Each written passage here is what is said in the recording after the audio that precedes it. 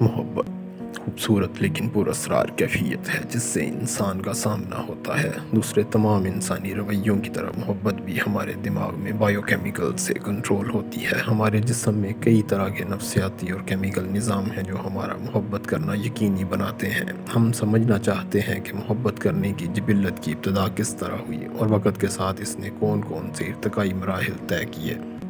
عام خیال ہے کہ محبت اور ذہانت دو متصادم رویے ہیں، لیکن حقیقت اس سے مختلف ہے۔ ارتقائی مراحل میں محبت اور ذہانت میں بہت سی چیزیں کامن رہی ہیں۔ ہمارے اجداد جیسے جیسے ذہین ہوتے گئے ویسے ہی ان کے دماغ کے سائز بھی بڑے ہوتے گئے۔ زمین کے تمام حصوں تک انسانی پھیلاؤ محبت کے بغیر ممکن نہیں تھا۔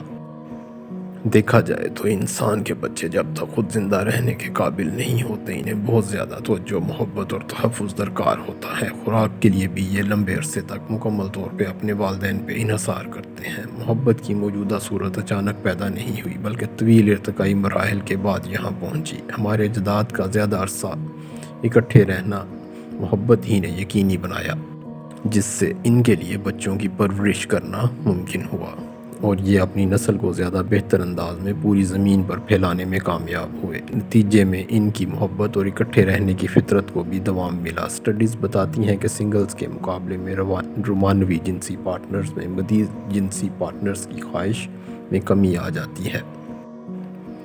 محبت ہمارے دماغ کی کیمسٹری کے ساتھ کھیلتی بھی ہے۔ جب ہم کسی کی محبت میں مبتلا ہوتے ہیں تو پلیئر دینے والے کیمیکلز ڈوپامین اور نیورو ٹرانسمیٹرز کا اخراج ہوتا ہے۔ محبت کی شدت میں اضافہ ہوتا ہے، دماغ مزید ڈوپامین کا اخراج کرتا ہے۔ ارتقائی نقطہ نظر سے ماں اور بچے کی محبت کے بہت سے محرکات جوڑوں میں رومانٹک ریلیشن شپ ڈیولپ کرنے میں بھی مددگار ہوتے ہیں۔ مثال کے طور پہ جب ماں اپنے بچے کو گلے لگاتی ہے تو لو ہارمون آکسیٹوسن ریلیز ہوتا ہے۔ دو انسانوں میں رومانوی تعلق میں بھی اس ہارمون کا کلیدی کردار ہے، اسی لیے اسے لو ہارمون بھی کہتے ہیں۔ دلچسپ یہ کہ دماغ میں جتنے زیادہ آکسیٹوسن ریسپٹرز ہوں، کامیاب لائف ٹائم رومانٹک تعلق کے امکانات بڑھ جاتے ہیں۔ خوشی اور اطمینان کا احساس مزید ہارمونز اور ریسپٹرز پیدا کرتا ہے جو ذہنی صلاحیت میں بھی اضافہ کرتے ہیں، رومانٹک جوڑوں کو ایک بندھن میں باندھے رکھتے ہیں جس سے زندگی کے درکار وسائل جمع کرنے میں آسانی ہوتی ہے، اولاد کی پرورش میں مدد ملتی ہے۔ بچوں کی طویل عرصے تک دیکھ بھال جیسے محنت طلب کام میں ہمارے اجداد کو رومانوی تعلق سے تحریک ملتی تھی۔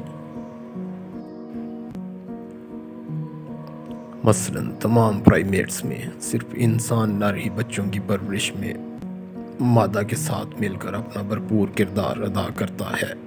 ارتقائی نقطہ نظر سے باہمی تعاون زندہ رہنے کے امکانات میں اضافہ کرتا ہے۔ باہمی تعاون محبت ہی کی پیداوار ہے۔